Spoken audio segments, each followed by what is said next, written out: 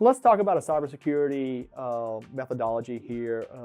Zero trust is something that you've probably been hearing a lot about, and you may have questions around. So, what is zero trust? So, zero trust is a methodology in cybersecurity around the old adage of we used to say trust but verify. Well, now we flip that around and say verify then trust, right? So we want to make sure that before someone accesses any piece of information or a service or an application, that we verify that that person requires access to it. So it's a very granular way of accessing.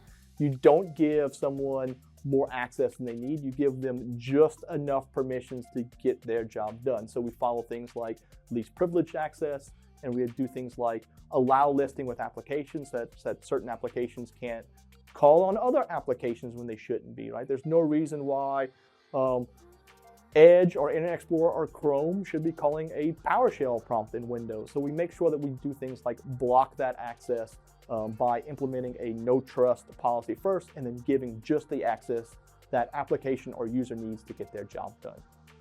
So what does zero trust protect against? So zero trust protects against attackers' ability to live off the land. So more and more and more we're seeing attackers and malicious insider threats use over access or use the trust that they have to get access to data or to compromise systems.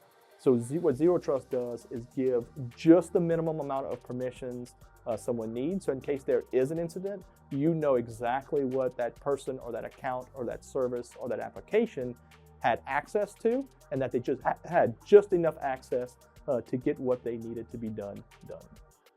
So how do you implement zero trust? So that's a question we get a lot, is like, what tools should I purchase to implement zero trust? And I say that zero trust isn't just buying a tool. Sure, there's great tools and software out there to help you implement zero trust methodology. You have things like zero trust network access. You have application allow listing in using the method of least privilege access. But zero trust is more of a mindset of looking at how end users and applications access data and other services, and then saying, how do I help limit what they have access to? If you have an application that doesn't need to access the internet, for example, can you have the ability, or do you have the ability to restrict that application's access to even touch the internet?